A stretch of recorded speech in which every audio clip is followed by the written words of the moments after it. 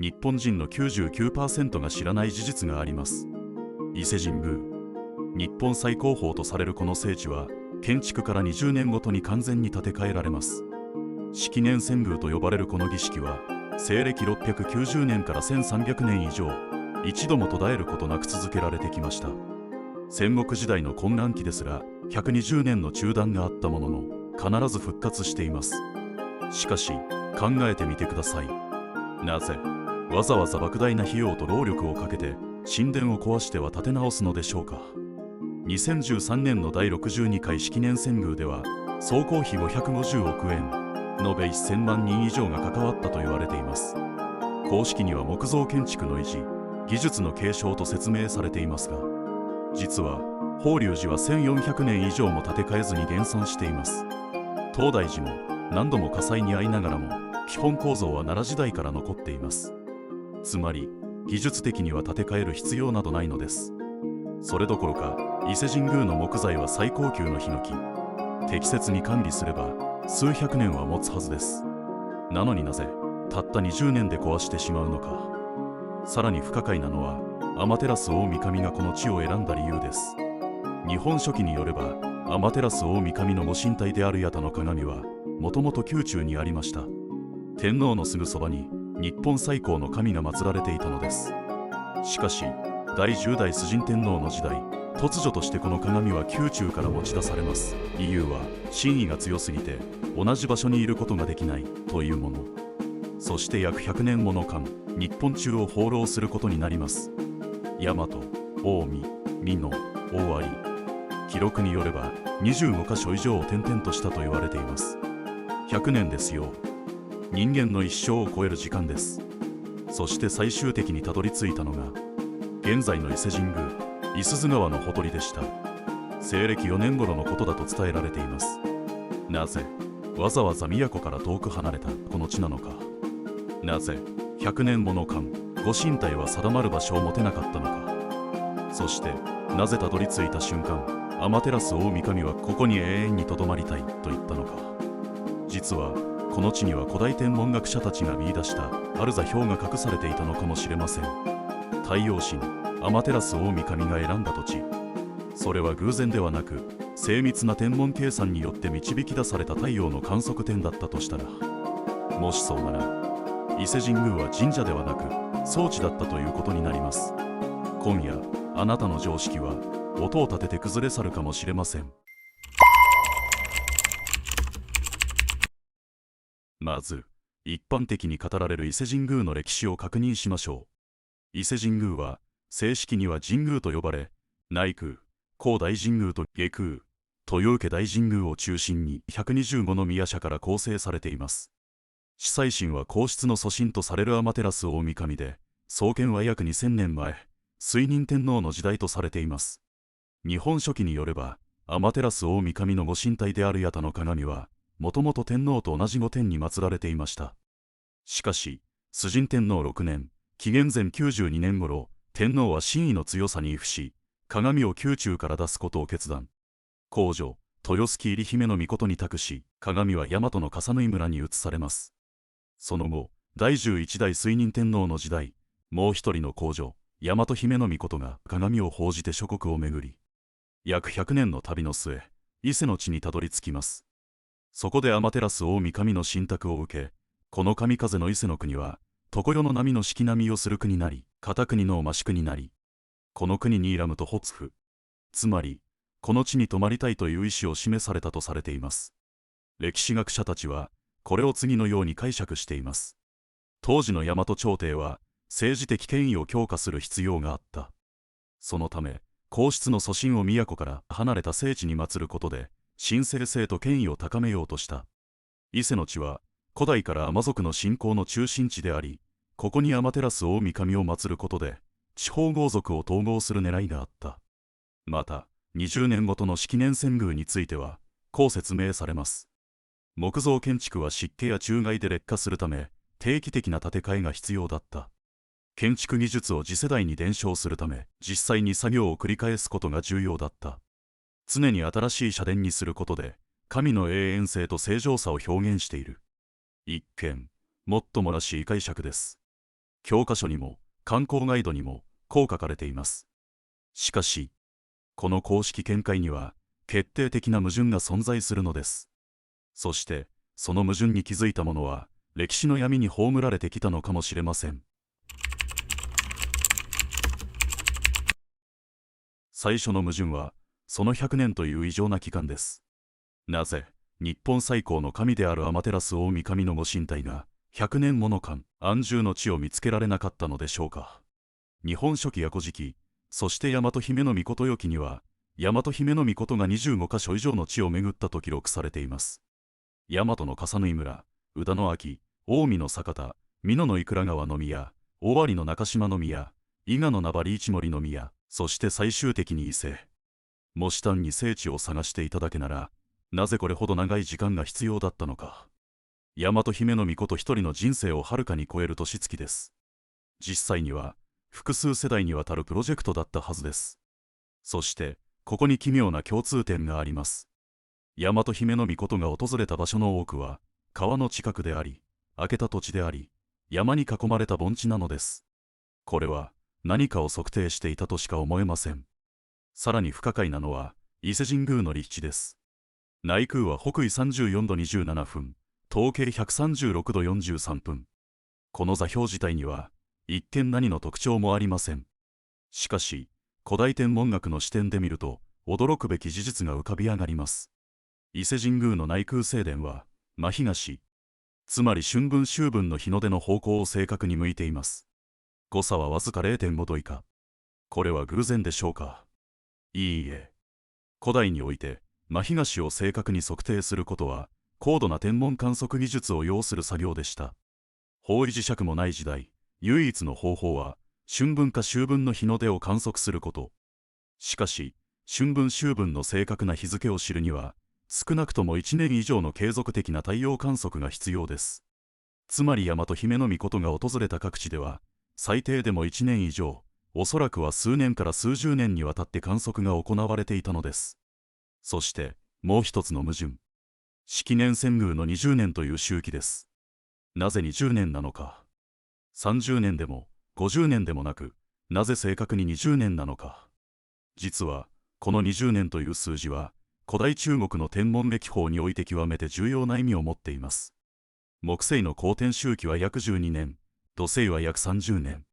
そして、この2つの惑星が元の位置に戻る最小公倍数が60年です。60年は、中国で配置期のエネと呼ばれ、暦の基本単位でした。そして20年は、その3分の1、つまり、60年周期を3つに分割した観測期間として、完璧な数字なのです。さらに驚くべきことに、月の軌道の近地点、月が地球に最も近づく点が元の位置に戻る周期は、約 8.85 年。これを整数に丸めると、約9年。20年は、その2倍よりわずかに長い周期です。建物を建て替える必要はないにもかかわらず、20年ごとに遷宮を行う。しかも、1300年以上、戦乱の時代すら乗り越えて続けられてきた。これは技術の伝承などではなく、何か別の極めて重要な目的があったのではないでしょうか。ここで、一つの仮説を提示します。伊勢神宮は、神社ではなく古代日本における最高精度の太陽観測施設だったのではないか、と、突飛な話に聞こえるかもしれません。しかし、古代文明において、太陽の動きを正確に観測することは、国家の存続に関わる最重要課題でした。農業の基盤となる暦の作成、権力者の正当性を示す天文儀礼、そしてより深い宇宙の法則の理解。中国では、天文観測は皇帝の専売特許でした。天を観測する権利を持つ者だけが、正当な統治者とされたのです。そして、その知識を独占するため、天文館は宮中に幽閉され、外部との接触を厳しく制限されました。日本でも同様だったはずです。伊勢神宮の位置は、北緯34度27分。この緯度では、夏至の日の太陽高度は約79度、冬至では約32度になります。この角度差47度は、古代天文学者にとって極めて重要な観測データでした。なぜなら、この角度変化から地球の自転軸の傾き約 23.4 度を計算できるからです。さらに、1年を通して太陽高度を記録すれば、1年の正確な長さ 365.2422 日を割り出すことも可能です。そして伊勢神宮にはこの観測を行うための装置が建築そのものに組み込まれていたのです。内宮の建築様式、唯一神明造り、棟持ち柱、切妻造り、平入れという特徴を持ち、日本最古の建築様式とされています。しかしこの構造は、実は太陽光の入射角を計測するための測定器として機能するのです。正殿の屋根に施された地に、鋭く尖った X 字型の装飾。これは単なる飾りではありません。春分秋分の朝日が昇る瞬間、この地義の影は正確に西を指します。そして、夏至と冬至には、影の長さが最大最小になります。つまり、地義は日時計の針だったのです。さらに、正殿の前には石段があります。段数は正確に覚えられていませんが、重要なのは、この石段が作る影のパターンです。太陽高度が変化すると、石段の影の形が変わります。これを毎日記録すれば、1年の太陽軌道を完全に把握できます。そして、20年ごとに建物を建て替えることで建築技術の誤差を排除し、木材の歪みや地盤沈下の影響を受けず、常に正確な観測を続けることができたのです。つまり、式年遷宮はリセットであり、公正だった可能性があるのです。現代の科学機器でも、定期的な公正が必要です。伊勢神宮の式年遷宮は、それと同じ1300年以上続く、人類史上最長の測定プログラムだったのではないでしょうか。さらに近年、私たちの太陽や天体観測に関する理解が劇的に変わりつつあります。例えば、2025年10月、研究者たちは、アルベン波、太陽コロナ中を走るねじれた磁気波を、初めて直接観測したと発表しました。この発見は、太陽をただ祀る対象としてではなく、磁場、波動、角度、位置変化を精密に測定、記録する対象として捉えてきた人類の視点が、今なお進化していることを示しています。また、2025年5月には、約12300年前に発生したとされる極端な太陽粒子嵐いわゆる宮城イベントの証拠が発表され、太陽の活動が地球の記録に明確に刻まれてきたことも明かされています。これらは、古代における太陽観測、イコール儀式ではなく、太陽そのものの動き、角度、周期を数値化、記録化しようとする営みが、人類史の中で長く継続されてきたということを、現代の科学が証明しつつあるということです。つまり、あなたが今聞いている伊勢神宮、イコール太陽の観測装置だったという仮説は、単なる想像ではなく、現代の天文学測定技術の進展が直接指し示す太陽と人類との関わりの延長線上にあるのです。古代の人々が、私たちの何千年も前に太陽の動きを測る装置を作り、それを神話という形で封印していた可能性が、今や時代錯誤ではなく、連続性を持った活動として見えてきています。ですから、あなたが今この聖地を神社あるいは信仰の場だけとして眺めているなら、その先にある測定の場、角度、位置、周期の記録装置という視点を、ぜひ持ってみてほしいのです。この仮説を裏付ける証拠は、世界中に存在します。そして、それらは驚くほど伊勢神宮と似た特徴を持っているのです。ナイル川東岸にそびえる古代エジプト最大の神殿複合体、太陽神アメンラーを祀るこの神殿は、冬至の日の出の方向を正確に向いています。134本の巨大な石柱が並ぶ大列柱室。その中心通路は幅わずか3メートル。しかし冬至の朝、太陽が昇る瞬間、この細い通路を光が貫き、奥の至聖所を照らします。誤差は1度以下。3000年以上前の建築で、これほどの精度です。さらに驚くべきは、この神殿が拡張を繰り返していたという事実。歴代のファラオが増築を重ね、最終的には南北 1.5 キロにも及ぶ巨大複合体になりました。なぜ拡張が必要だったのか、おそらく観測範囲を広げるためです。ソールズベリー平原に立つ謎の巨石遺跡。直径約30メートルの円形に配置された巨石は最大で50トンにも達します。夏至の日の出の方向にヒールストーンと呼ばれる石が配置され、太陽が昇る瞬間、その石の上に太陽が重なります。さらに、冬至の日没は正反対の方向。つまり、円の中心から見て、ヒールストーンの真後ろに沈みます。この遺跡には56個のアナオーブリーホールが等間隔で掘られています。56という数字、実は月食の周期約 18.6 年 ×355.8 年に関連している可能性があります。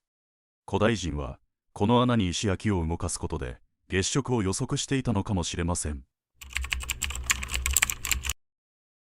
インカ帝国の聖地マチュピチュにある太陽をつなぎ止める石、標高2430メートル、アンデス山脈の奥深くに位置するこの石は冬至の正午、影を作らなくなります。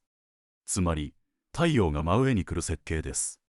インカの人々はこの石が太陽の力を地上に固定する装置と信じていました。もし冬至にこの儀式を行わなければ太陽は遠ざかり続け、世界は永遠の闇に包まれると恐れたのです。しかし本当はこの石は緯度の測定装置だったのではないでしょうか。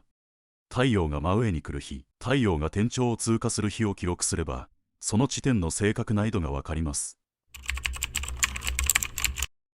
古代中国の皇帝が天文観測を行った建築物、朱来によれば明洞は天延地方の思想に基づき円形の屋根と方形の基壇を持ち12の門があったとされます。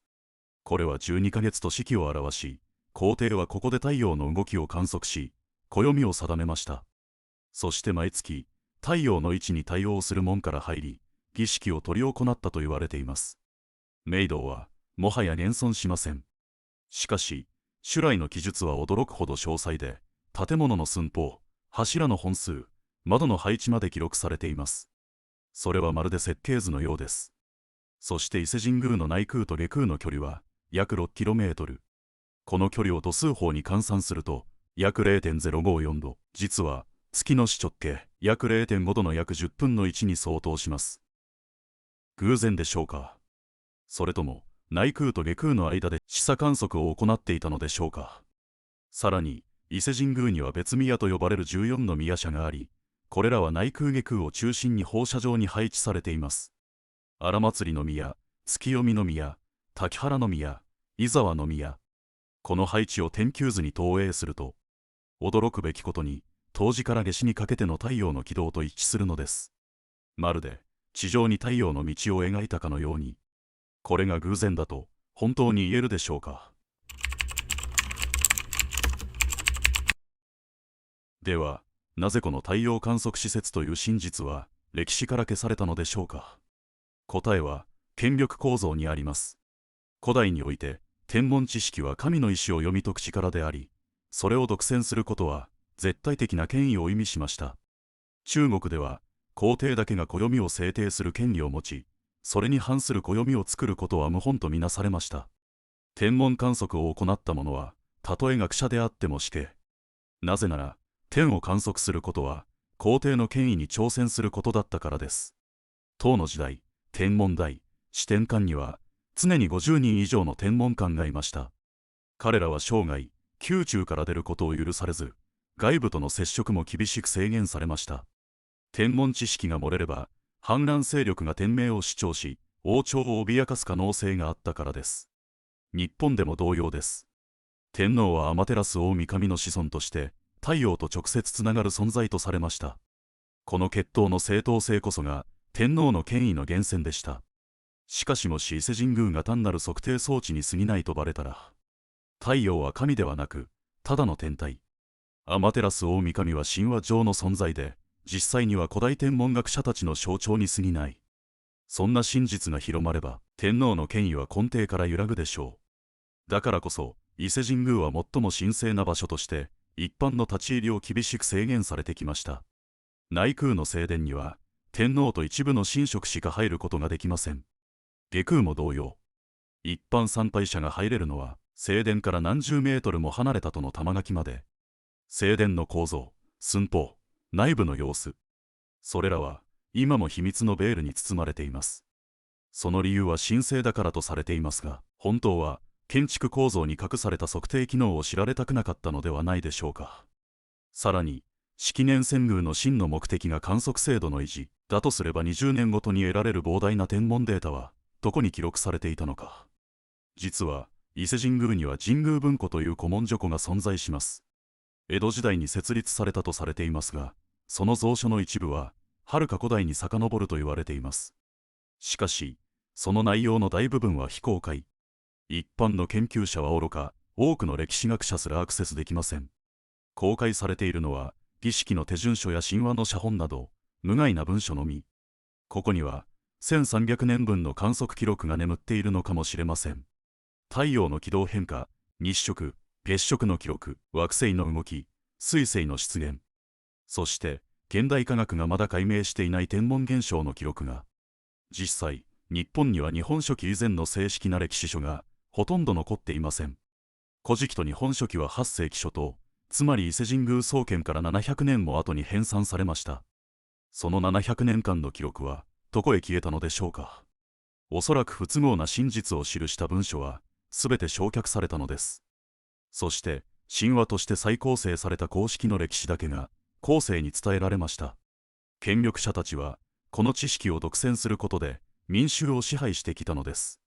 そして今もその支配は続いているのかもしれません。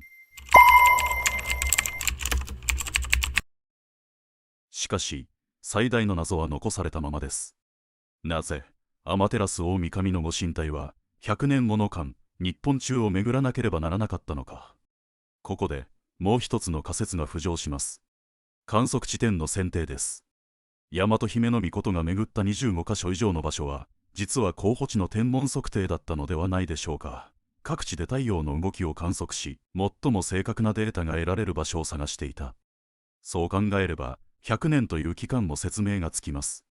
なぜなら、正確な天文観測には、最低でも数十年の継続的な記録が必要だからです。